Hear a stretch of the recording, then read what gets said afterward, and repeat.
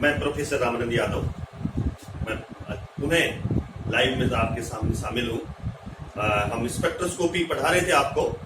Spectroscopy में पिछले live में हमने बताया आपको आणविक स्पेक्ट्रा किस प्रकार से बनते हैं, एक अणु में कौन कौन सी ऊर्जा होती है। कल हमने बताया जो स्पेक्ट्रोस्कोपी के लिए उपयोगी है, इलेक्ट्रॉनिक ऊर्जा, वाइब्रेशन एनर्जी और रोटेशन एनर्जी, ये तीन प्रकार की ऊर्जाएं हैं जो स्पेक्ट्रोस्कोपी में उपयोगी है। और अणु में ये तीनों प्रकार की ऊर्जा निहित होती है, जिसके परिणाम स्वरूप अणु में आणविक स्पेक्ट्रा बनता है। अब इलेक्ट्रॉनिक ऊर्जा स्तर को बच्चों हम किससे व्यक्त करते हैं? ई से व्यक्त करते हैं या एन क्वांटम संख्या से व्यक्त करते हैं? इलेक्ट्रॉनिक ऊर्जा स्तर। वाइब्रेशन ऊर्जा स्तर को वाइब्रेशन क्वांटम संख्या न्यू से व्यक्त करते हैं। और रोटेशनल ऊर्जा स्तर को, घूर्णी ऊर्जा स्तर को किससे व्यक्त करते हैं? घूर्णन क्वांटम संख्या जे से व्यक्त करते हैं। तो पुनः सुन लीजिए, इलेक्ट्रॉनिक ऊर्जा स्तर को हम या तो जो मुख्य क्वांटम संख्या होती है एन या ई से व्यक्त करते हैं, और कंपनी ऊर्जा स्तर को न्यू से व्यक्त करते हैं, और घूर्णनी ऊर्जा स्तर को घूर्णनी क्वांटम संख्या जे से व्यक्त करते हैं। अब बात आती है कि स्पेक्ट्रा बनते कैसे, आणविक स्पेक्ट्रा बनते कैसे। इसके लिए हम ये समझेंगे जो इंटरेक्शन होता है, इंटरेक्शन बिटवीन मैटर और इलेक्ट्रोमैग्नेटिक रेडिएशन का जब इंटरेक्ट होता है आपस में, तो ये स्पेक्ट्रा बनते हैं। कैसे इंटरेक्ट होता है? जब किसी पदार्थ पर इलेक्ट्रोमैग्नेटिक रेडिएशन डालते हैं, ध्यान दीजिए, तो विभिन्न प्रकार के फिनोमेना होते हैं, विभिन्न प्रकार के प्रक्रम संपन्न होते हैं, जैसे अवशोषण, उत्सर्जन, ट्रांसमिशन, प्रकीर्णन,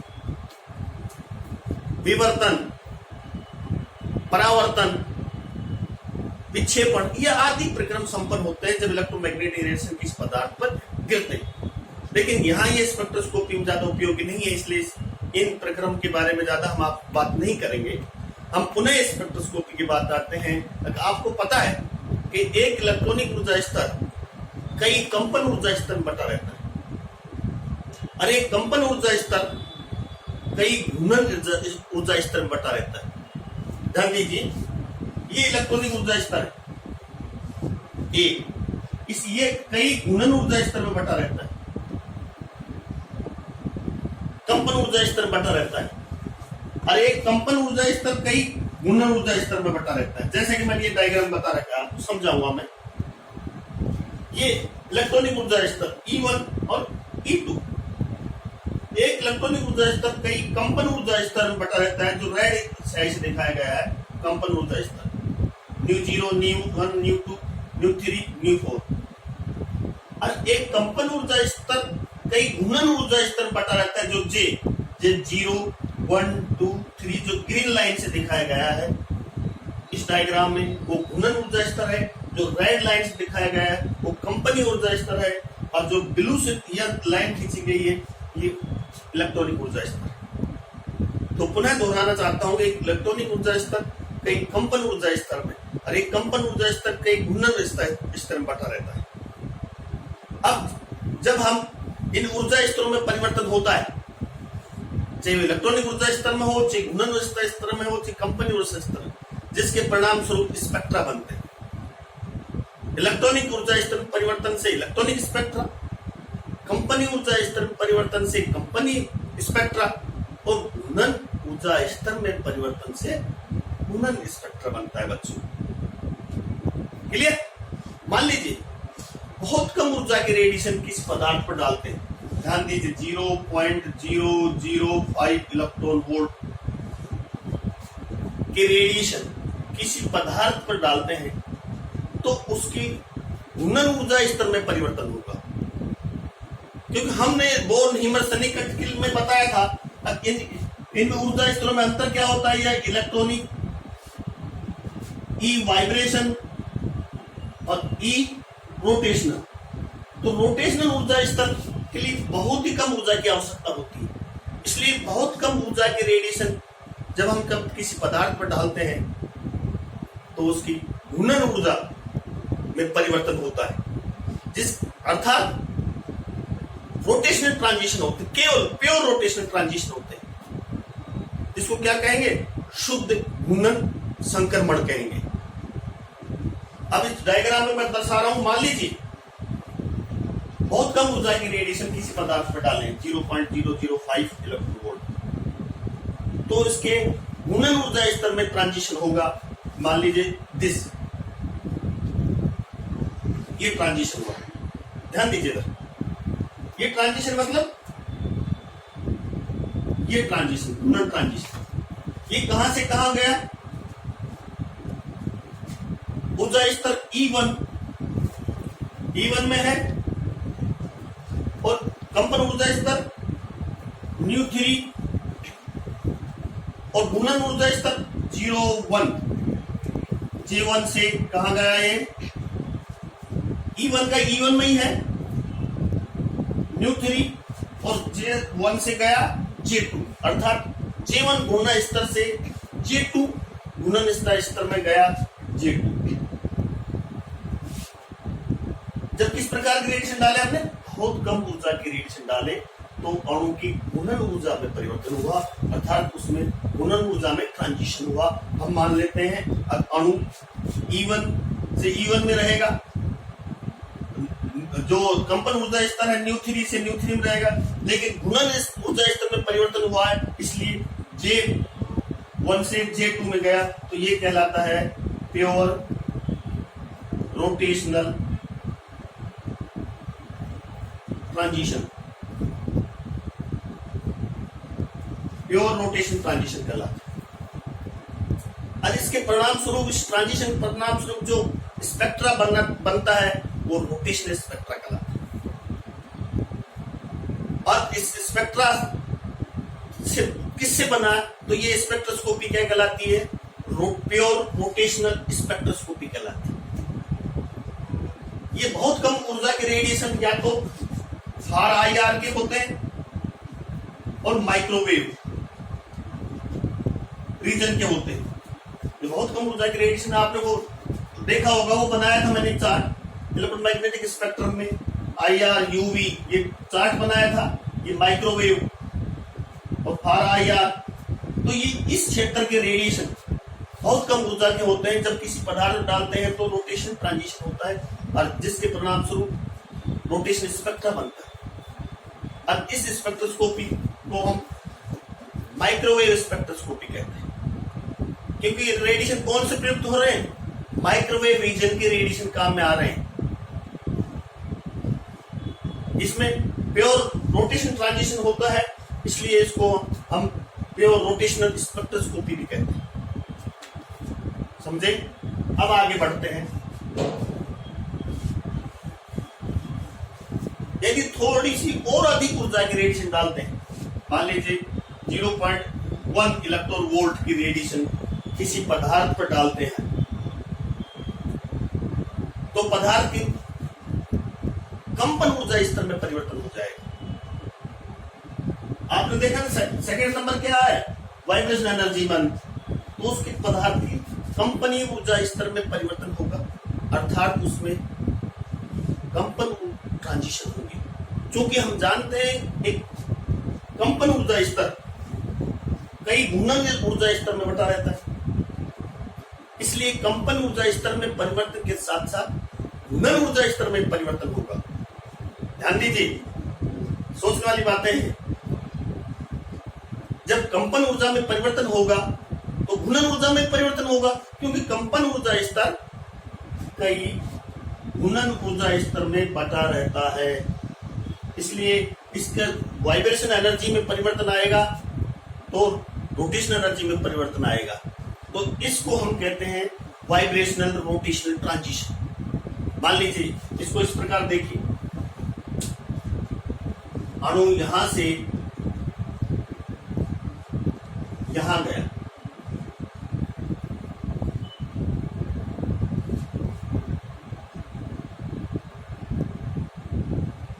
ठीक है, ये क्या कहलाएगा, ये ट्रांजिशन अणु ν1 से ν2 के J2 में गया। ध्यान दीजिए, अणु कहां से कहां गया? E1 में है। कंपन ऊर्जा स्तर कौन सा है? ν1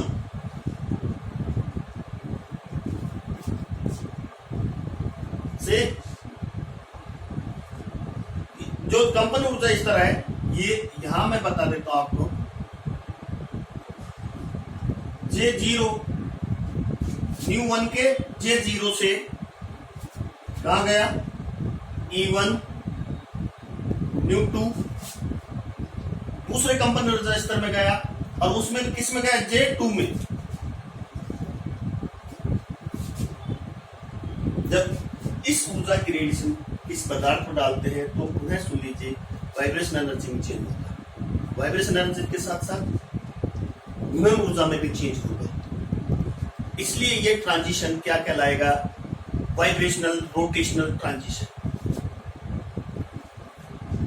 वाइब्रेशनल रोटेशनल ट्रांजिशन। कंपनीय घूर्णनीय संक्रमण कहलाएगा, क्योंकि कंपन ऊर्जा के साथ साथ इसके घूर्णन ऊर्जा में परिवर्तन होता है। और ये स्पेक्ट्रम जो बनेगा वो क्या कहलाएगा? वाइब्रेशन रोटेशनल स्पेक्ट्रा कहलाएगा। और स्पेक्ट्रोस्कोपी क्या कहलाएगी? वाइब्रेशनल रोटेशनल स्पेक्ट्रोस्कोपी कहलाएगी। क्योंकि इस प्रकार के रेडिएशन IR क्षेत्र से मिलते हैं। ये IR है, यहां की रेडिएशन प्रयुक्त होते हैं, इसलिए इसको हम IR स्पेक्ट्रोस्कोपी भी कहते हैं। IR स्पेक्ट्रोस्कोपी कह सकते हैं क्योंकि इसमें कौन से रेडिएशन प्रयुक्त होते हैं? IR रेडिएशन प्रयुक्त होते हैं इस प्रकार के ट्रांजिशन के लिए। क्योंकि यहाँ वाइब्रेशन रोटेशन ट्रांजिशन होता है, तो इसलिए वाइब्रेशन रोटेशन स्पेक्ट्रोस्कोपी भी कह सकते हैं। ठीक है। और जो स्पेक्ट्रा बनेगा वो क्या कहलाएगा? Vibration rotation spectra. अब बात आती है तीसरे नंबर। और भी उच्च ऊर्जा की रेडिएशन डालते हैं। मान लीजिए 5 से 10 इलेक्ट्रॉन वोल्ट की रेडिएशन किसी पदार्थ पर डालें। ये पदार्थ है, इस पर हमने 5 से 10 इलेक्ट्रॉन वोल्ट की रेडिएशन किसी पदार्थ पर डाले, तो अणु की इलेक्ट्रॉनिक एनर्जी परिवर्तित होती है। क्या परिवर्तित होती है? अणु की इलेक्ट्रॉनिक ऊर्जा परिवर्तित होती है। मान लीजिए अणु यहां से एक ऊर्जा स्तर से, इलेक्ट्रॉनिक ऊर्जा स्तर से दूसरे इलेक्ट्रॉनिक ऊर्जा स्तर में चला गया। कहां से? यहां से E1 से किस में गया? E2 में गया। यहां से पुनः बता रहा हूं मैं, इसमें चला एक ऊर्जा स्तर से दूसरे ऊर्जा स्तर में चला, तो इसको हम कहेंगे इलेक्ट्रॉनिक ट्रांजिशन। एक इलेक्ट्रॉन एक ऊर्जा स्तर से दूसरे इलेक्ट्रॉनिक ऊर्जा स्तर में चला गया, इसलिए ये इलेक्ट्रॉनिक ट्रांजिशन कहलाएगा। अब स्पेक्ट्रोस्कोपी इलेक्ट्रॉनिक स्पेक्ट्रोस्कोपी कहलाएगी। अब इसको किस प्रकार वर्क करते हैं देख लीजिए। E1 के ν0 के J0 से कहा गया? E1 से E2 में, E2 ν1, और यहां पहुंच गया J, गुणन क्वांटम संख्या J2 में पहुंच गया। ये क्या कहलाएगा? Electronic transition. Electronic transition. एक अणु एक इलेक्ट्रॉनिक ऊर्जा स्तर से दूसरे इलेक्ट्रॉनिक ऊर्जा स्तर में चला। E1 से E2 चला। E1 के कौन से कंपन ऊर्जा स्तर से? ν0 से। E2 के ν1 में चला गया, और कंपन जो घूर्णन क्वांटम संख्या है वो J0 से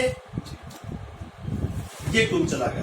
तो ये इलेक्ट्रॉनिक ट्रांजिशन हुआ, और इसके परिणाम स्वरूप, इस ट्रांजिशन परिणाम स्वरूप जो स्पेक्ट्रा बनता है वो इलेक्ट्रॉनिक स्पेक्ट्रा कहलाता है। इस स्पेक्ट्रोस्कोपी को हम इलेक्ट्रॉनिक स्पेक्ट्रोस्कोपी कहते हैं। चूंकि इस प्रकार के रेडिएशन, ये रेडिएशन अल्ट्रावायलेट और विजिबल क्षेत्र में मिलते हैं। अल्ट्रावायलेट और विजिबल क्षेत्र के रेडिएशन होते हैं, ये जो उच्च ऊर्जा के होते हैं। इसलिए इस स्पेक्ट्रोस्कोपी को अल्ट्रावायलेट और विजिबल स्पेक्ट्रोस्कोपी कहते हैं। देखिए, अल्ट्रावायलेट विजिबल स्पेक्ट्रोस्कोपी क्यों कहते हैं? क्योंकि उच्च ऊर्जा के रेडिएशन जो इस प्रकार के ट्रांजिशन के लिए प्रयुक्त होते हैं वो अल्ट्रावायलेट विजिबल क्षेत्र से मिलते हैं, यूवी क्षेत्र से। इसलिए इसको अल्ट्रावायलेट विजिबल स्पेक्ट्रोस्कोपी कह लीजिए या इलेक्ट्रॉनिक स्पेक्ट्रोस्कोपी कह लीजिए। तो इस प्रकार से अणु में विभिन्न प्रकार के ऊर्जा स्तर और उसमें ट्रांजिशन किस प्रकार होता है, ये हमने आपको बताया। जब एक इलेक्ट्रोमैग्नेटिक रेडिएशन किसी पदार्थ से इंटरेक्शन करता है तो कौन कौन से ट्रांजिशन होते हैं और कौन कौन से स्पेक्ट्रा बनते हैं और उन स्पेक्ट्रोस्कोपी को क्या क्या कहते हैं। आज हमने आपको ये बहुत अच्छे ढंग से पढ़ाया। ये फंडामेंटल बातें हैं स्पेक्ट्रोस्कोपी की। आप ये समझ जाएंगे यूवी स्पेक्ट्रोस्कोपी कब होती है, आईआर स्पेक्ट्रोस्कोपी कब बनती है और माइक्रोवेव स्पेक्ट्रोस्कोपी में क्या होता है, वो सारी बातें हमने आपको समझा दी है। आप लाइव हैं, इसलिए आप मेरे लाइव हमेशा रहिए। मैं पर डे आपके सामने लाइव आऊंगा या मैं 6:15 बजे per day. Thank you very much. कोई समस्या हो तो बता देना।